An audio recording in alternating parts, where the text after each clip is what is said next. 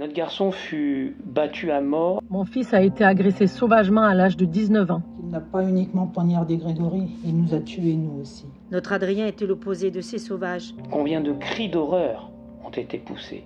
Existe-t-il pire pour une maman, un papa, un frère? Combien de morts, combien d'horreurs pour que vous, les grands hommes, entendiez ce cri que nous poussons et qui nous détruit? Je ne trouve pas les mots pour vous réconforter tant l'horreur est présente. Je souhaite toutes mes condoléances à la famille et aux proches de Lola et que justice soit faite. Je te demande, mon Philippe, de prendre soin de petite Lola.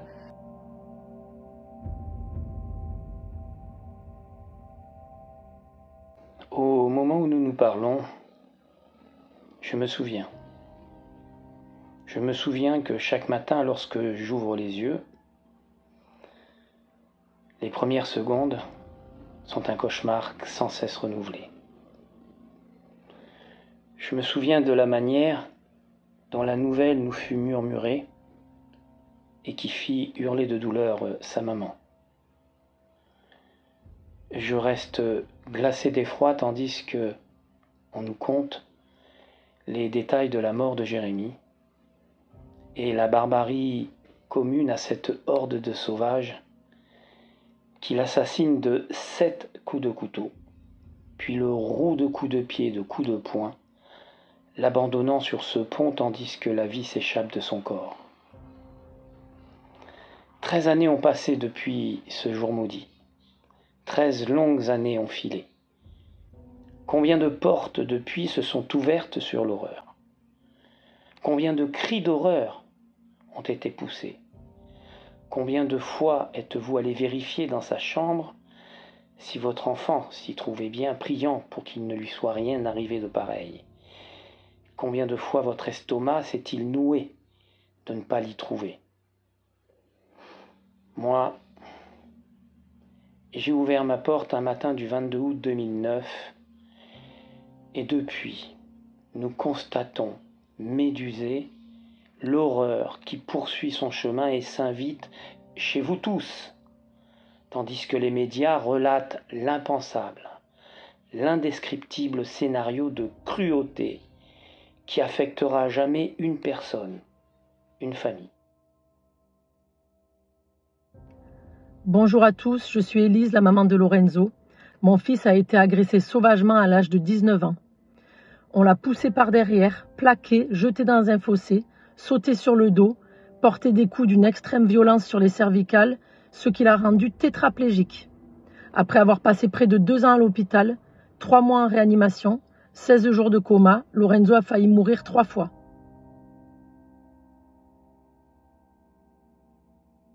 Je m'appelle Christine Balanza. Je suis la maman polytraumatisée et inguérissable de Grégory Baharizadeh, sauvagement assassiné le 5 novembre 2015 par un monstre à Échirolles en Isère. Existe-t-il pire pour une maman, un papa, un frère? Grégory était si bon, si bien éduqué, tout à fait capable de vivre en société. Et bien entendu tout l'inverse de son assassin qui, à peine 16 ans, avait déjà à son effectif plus de 18 affaires de justice. Comment pouvait-il s'arrêter, puisqu'il errait encore dans cette société où l'on construit les assassins? Pendant sa détention provisoire, il va continuer à menacer ses co-détenus avec un couteau. Depuis sa mort, nous sommes des survivants. Comment ne pas être en colère par un tel acte innommable? Comment ne pas en vouloir à la justice française qui l'a puni uniquement à 10 ans sous prétexte qu'il était mineur? Comment être sûr qu'il ne recommencera pas, puisqu'en prison, c'est le Club Med? Il a même passé la formation de premier secours. Comment est-ce possible? Comment peut-on accorder autant d'importance à un monstre alors qu'il n'a pas uniquement poignardé Grégory, il nous a tués nous aussi? Dans 3 ans, il sera libéré, si ce n'est pas avant. Il aura 26 ans et mon fils aura vécu jusqu'à peine 18 ans. Je suis Monique Bouquignot, l'épouse du bijoutier de Cambrai, qui a été assassiné lors d'un braquage dans notre magasin en 2011 et moi-même battue à mort en 2013. Toutes mes pensées vont vers la petite Lola, ses parents, sa famille, ses amis, cette petite fille lâchement tuée. Je ne trouve pas les mots pour vous réconforter tant l'horreur est présente. Je suis très en colère que tous ces meurtres ne soient pas punis comme il se doit. Pensez-vous qu'il soit normal que les peines appliquées soit soumise à des réductions de peine pour bonne conduite en prison.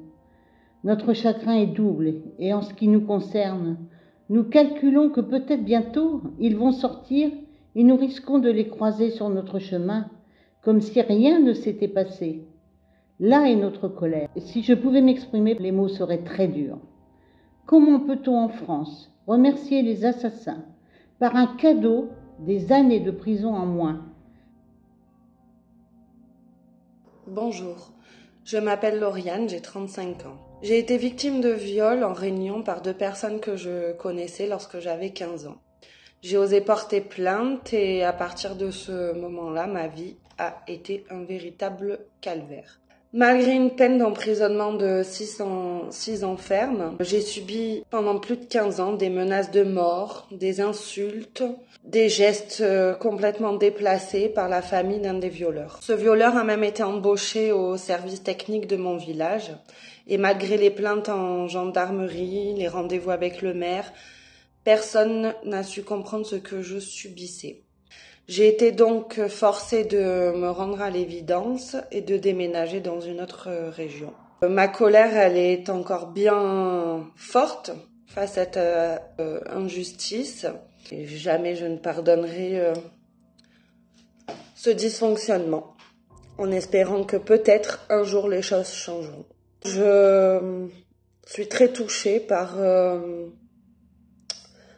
la mort de Lola, dans des circonstances atroces et terribles, et j'espère sincèrement que le coupable aura une peine en conséquence.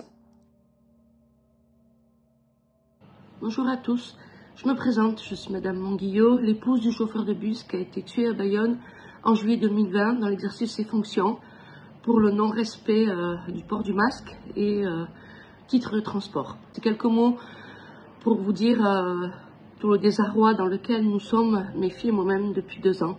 Pour nous dire à quel point nous sommes touchés aussi par tout ce qui se passe autour de nous et aux dernières nouvelles par ce qui s'est passé vendredi. Petite Lola, nous sommes tous victimes d'une insécurité grandissante dans notre pays. Nous ne ferons jamais notre deuil. Voilà, j'entends dire qu'on doit nous laisser tranquilles pour faire notre deuil, mais non, en fait, on ne fera jamais notre deuil. Et je pense que pour des victimes comme nous, d'atrocités, le deuil ne se fera jamais. C'est très dur, 2 ans pour nous, un peu plus de 2 ans. Voilà, aujourd'hui, voilà, on est anéanti par tout ce qui se passe, on est anéanti par notre survie, bien évidemment, par cette absence, par ce manque qui est constant. Et ce que nous ressentons, nous, toutes les victimes le ressentent. C'est une évidence. Et voilà, je voulais juste vous dire ça. Il faut qu'on s'accroche. Il faut il faut avancer. Tout le monde doit avancer, mais l'insécurité qui est là dans notre pays, bien présente tous les jours, est terrifiante. Voilà, je voudrais juste m'adresser à toutes les victimes comme nous, leur apporter mon soutien au nom de mes filles, de mon association, l'association Philippe Monguillot, apporter tout notre soutien à Lola, bien évidemment, petite Lola, à son papa, à sa maman, à son frère. Et je vais demander une chose, si jamais il y a une vie après la mort, je te demande, mon Philippe, de prendre soin de petite Lola. Voilà, ne jamais fermer les yeux, ne jamais oublier et faire en sorte que nous puissions vivre à peu près décemment. Monsieur le Président de la République, le 29 juillet 2018 au petit matin, notre fils, Adrien Pérez, a été sauvagement assassiné par 2 frères, poignardé en plein cœur. Notre enfant nous a été enlevé de la plus brutale des manières, alors qu'il fêtait son 26e anniversaire dans une boîte de nuit de la banlieue de Grenoble. Son tort, avoir porté secours à un couple d'amis, agressés par 2 voyous. Cet euphémisme nous coûte pour les qualifier. Ces 2 individus frères de sang et d'assassinat sont, comme bien souvent, connus des services de police. Ils sont aussi, et peut-être surtout, l'insupportable engeance d'une France qui, par son incapacité à répondre fermement à la délinquance, produit un sentiment d'impunité croissant, conduisant des jeunes gens à sortir armés d'un couteau. Notre Adrien était l'opposé de ces sauvages. Aimé de tous, il incarnait au quotidien les valeurs de respect, d'honnêteté et de générosité qui sont les ciments d'une société policée. Il l'a payé de sa vie. Au cœur de cette tragique litanie de vie brisée, nous songeons également à Martin, laissé pour mort à Lyon après avoir défendu un couple qui s'embrassait. Sachez, Monsieur le Président, que ce renoncement a un prix, celui de notre fils.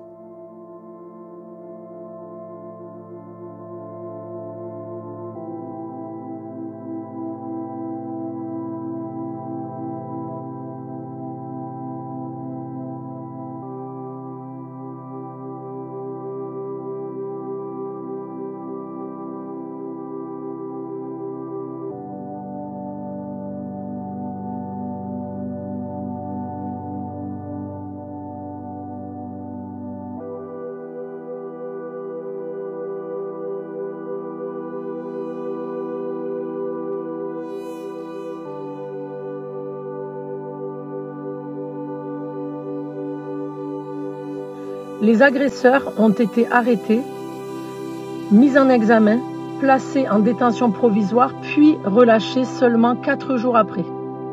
Cela fait plus de 2 ans que nous nous battons pour que justice soit faite. Vous qui faites les lois, mettez-vous s'il vous plaît à la place des victimes.